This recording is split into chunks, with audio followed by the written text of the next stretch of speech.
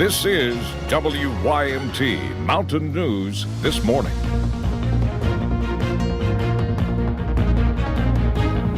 Good morning. The time is 5:35 on October 18th. I'm Madison Pergram. And I'm Will Puckett. Thank you for tuning into Mountain News this morning. So we're talking about your penguin tie. You brought it out because of chilly temperatures. I did, and I was happy to do so. Well, I enjoy it too. But let's go to meteorologist Kelly McShane. Are we going to see these lower temperatures throughout the day, Kelly? Throughout the day, well, yesterday we were a little bit on the chilly side, but heading into this afternoon, we're going to be a little bit warmer, but we're still off to a chilly start just like we were yesterday morning. So whatever jacket you grabbed yesterday, you're going to want that one again today because those temperatures are in the 30s and lower 40s. Lower 30s if you are in the valley region, so maybe a warmer jacket for you folks. Anyway, maybe waking up to a little bit of frost this morning. More on that here in a second. But overall, we did have those clear skies. So those cool temperatures and the clear skies with light winds is a perfect recipe for frost. So that's why we do have a frost advisory, and it's issued until about 9 this morning. So you may be waking up to frost, especially in those sheltered valley regions. And we did have those clear skies, so a little bit of fog is settling in, especially into the Cumberland Valley. So just take it easy on your Friday morning commute. I will have more details on what to expect for today and heading into the weekend here in just a little bit, guys. Alrighty, Kelly, thank you.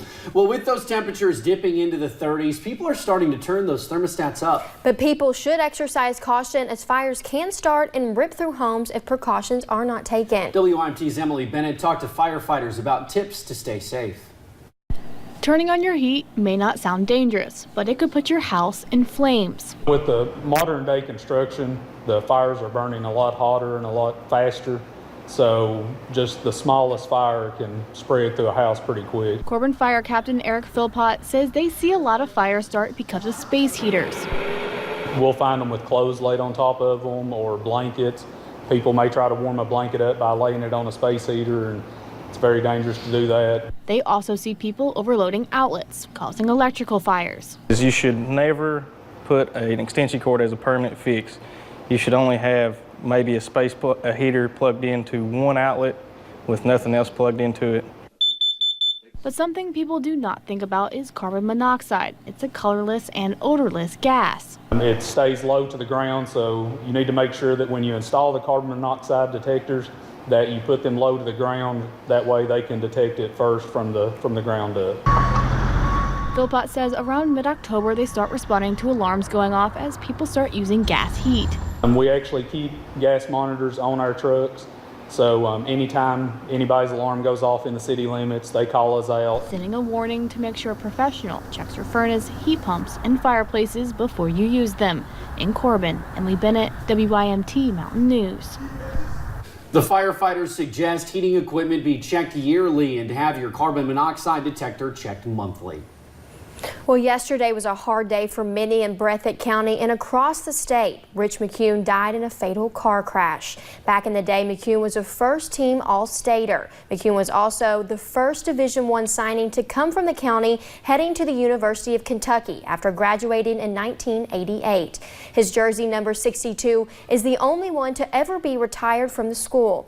In his later years, McCune found a love for teaching. I mean, Rich, if he was your friend, he was your friend, and he was there to help you, and all of us remember him, and he's a loved individual just for the fact that he loved people and he wanted to help people. We do not have funeral arrangements for McCune yet, and once we do, we will put those on our website at WYMT.com. In West Virginia, a close call has Logan County drivers on high alert.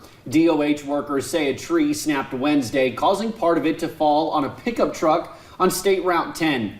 Unbelievably, the driver was not hurt, but they are working to make sure no other overhanging trees can pose a danger to drivers, doing what they can to ensure this does not happen again.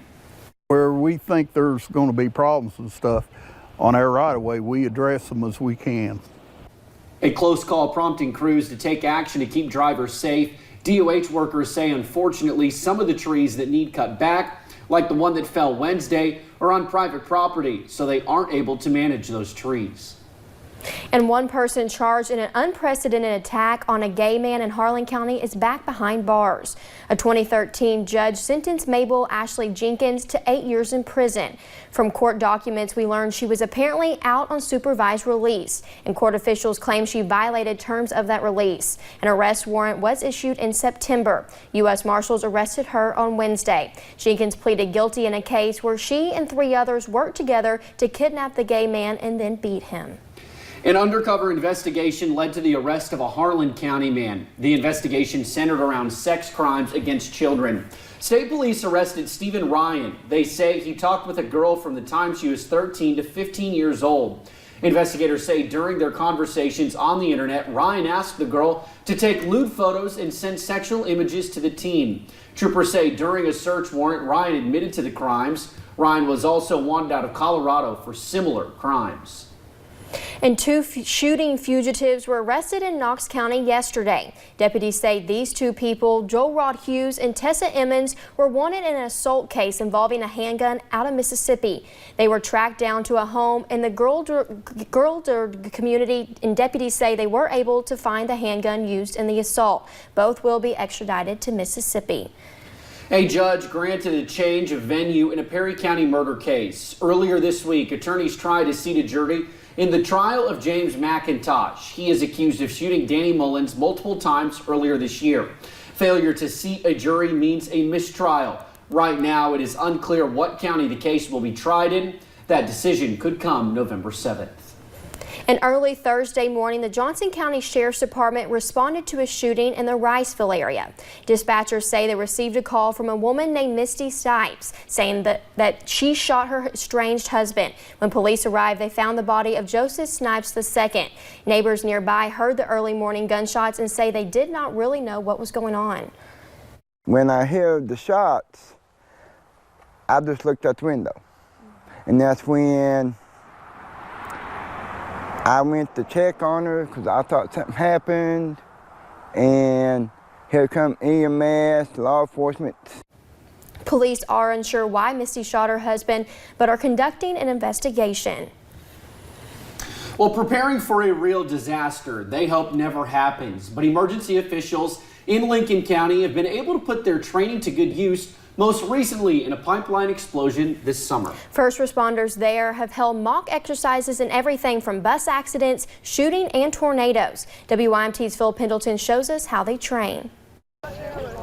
A soccer field usually is not the place where you would see and hear this. Initial reports are that the suspect is still on scene and manually activated the device. That device was a dirty bomb with some radiation, but it's all a drill, an exercise to train first responders. The whole scenario was that a disgruntled father, his daughter did not make the team, and he came and wanted to take out the rest of the players. We need help! Students played the victim soccer players, some who were critically injured, others who were the walking wounded. Get on the ground! Get on the ground now! It was an exercise for police, hazmat crews, firefighters, and EMS.